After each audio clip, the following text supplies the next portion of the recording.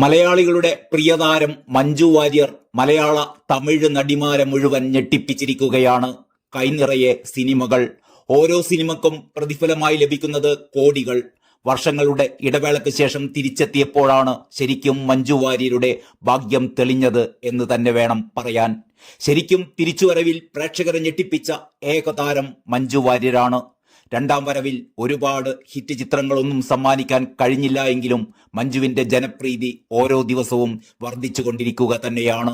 മലയാളത്തിൽ നിന്ന് തമിഴിലേക്കും ഇപ്പോഴിതാ ബോളിവുഡിലേക്കും കടക്കുകയാണ് മഞ്ജു വാര്യർ. അതിനിടക്ക് വമ്പൻ ബിസിനസ് സ്ഥാപനങ്ങളുടെ പരസ്യങ്ങളും ഉദ്ഘാടന പരിപാടികളും. ആകെ ജോറായി തിളങ്ങുകയാണ് മഞ്ജു. ദിലീപുമായുള്ള പ്രശ്നത്തിൽ മഞ്ജുവിനൊപ്പം അണിനിരന്നതിന്റെ പേരിൽ ഏറ്റവും ടാലന്റഡായ പത്മപ്രിയയും പാർവതി തിരുവോത്തും മുതൽ രമ്യ നമ്പീശൻ വരെയുള്ള നിരവധി യുവനടിമാർ സിനിമയൊന്നും കിട്ടാതിരിക്കുമ്പോഴാണ് അതിനൊക്കെ കാരണക്കാരിയായ മഞ്ജു വാര്യർ കോടികൾ പ്രതിഫലം വാങ്ങുന്ന തെന്നിന്ത്യൻ താരറാണിയായി അരങ്ങിൽ ജ്വലിച്ചു നിൽക്കുന്നത്. മലയാളത്തെക്കാൾ കൂടുതൽ തമിഴിലാണ് മഞ്ജു ഇപ്പോൾ നിറഞ്ഞു നിൽക്കുന്നത്. ഏറ്റവും ഒടുവിലായി വേട്ടയാനിലായിരുന്നു മഞ്ജു അഭിനയിച്ചത്. വിജയ് സേതുപതിക്കൊപ്പമുള്ള വിടുതലൈ 2 ആണ് നടിയുടേതായി ഇനി പുറത്തു വരാനിരിക്കുന്ന ചിത്രം.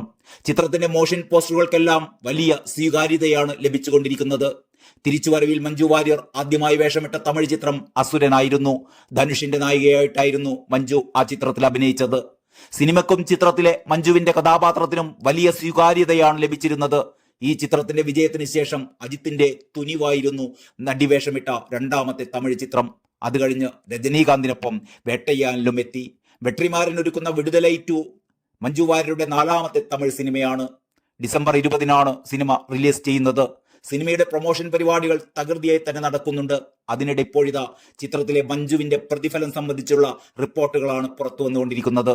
ഈ സിനിമയ്ക്കായി 3 കോടിയാണത്രേ മഞ്ജു പ്രതിഫലമായി വാങ്ങിച്ചത്.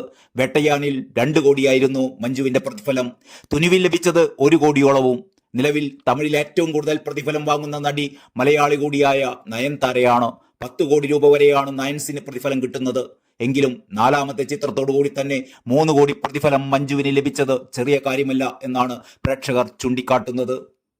അതേസമയം മലയാളത്തിൽ മഞ്ജു വാര്യർക്ക് എത്രയാണ് പ്രതിഫലം എന്ന ചോദ്യവും ആരാധകർക്കുണ്ട്. 3 കോടിയൊന്നുമില്ലെങ്കിലും മലയാളത്തിൽ ഏറ്റവും അധികം പ്രതിഫലം വാങ്ങുന്ന താരങ്ങളിൽ ഒരാൾ തന്നെയാണ് മഞ്ജു വാര്യർ. മലയാളത്തിൽ ഒരു സിനിമക്ക് 50 ലക്ഷത്തോളമാണ് മഞ്ജു വാര്യർക്ക് ലഭിക്കുന്ന പ്രതിഫലം എന്നാണ് അനൌദ്യോഗിക റിപ്പോർട്ടുകൾ. മഞ്ജുവിന്റെ ആകെ ആസ്തി 150 കോടിക്ക് മേലുണ്ടാകുമെന്നാണ് നേരത്തെ തന്നെ പല ഓൺലൈൻ മാധ്യമ റിപ്പോർട്ടുകളും ചൂണ്ടിക്കാട്ടിയിരുന്നത്. എന്നാൽ തമിഴിൽ കൂടുതൽ പ്രതിഫലം വാങ്ങി തുടങ്ങിയതോടെ മഞ്ജുവിന്റെ ആകെ ആസ്തിയിലും വർധനവ് ഉണ്ടായിട്ടുണ്ടാകാമെന്നാണ് വിലയിരുത്തപ്പെടൽ. എന്തായാലും മഞ്ജു വാര്യരുടെ ആസ്തി സംബന്ധിച്ച യഥാർത്ഥ കണക്കുകൾ ലഭ്യമല്ല. സിനിമകൾ കൂടാതെ പരസ്യ ചിത്രങ്ങളിലും ഉദ്ഘാടനങ്ങളിലുമെല്ലാം സജീവമാണ് മഞ്ജു. ഇവയിൽ നിന്നും വലിയ വരുമാനം മഞ്ജുവിന് ലഭിക്കുന്നുണ്ട്. ഇനി മലയാളത്തിൽ എമ്പുരാനാണ് മഞ്ജു വാര്യരുടേതായി ഇറങ്ങാനുള്ള ചിത്രം. മലയാളവും തമിഴും കൂടാതെ ബോളിവുഡിലും ഭാഗ്യം പരീക്ഷിക്കാൻ ഒരുങ്ങുകയാണ് താരറാണി. മാധവനോടൊപ്പമുള്ള അമ്രീക്കി പണ്ഡിറ്റ് എന്ന ചിത്രത്തിലൂടെ ആയിരിക്കും മഞ്ജു വാര്യരുടെ ബോളിവുഡ് അരങ്ങേറ്റം. Entertainment desk, truth live.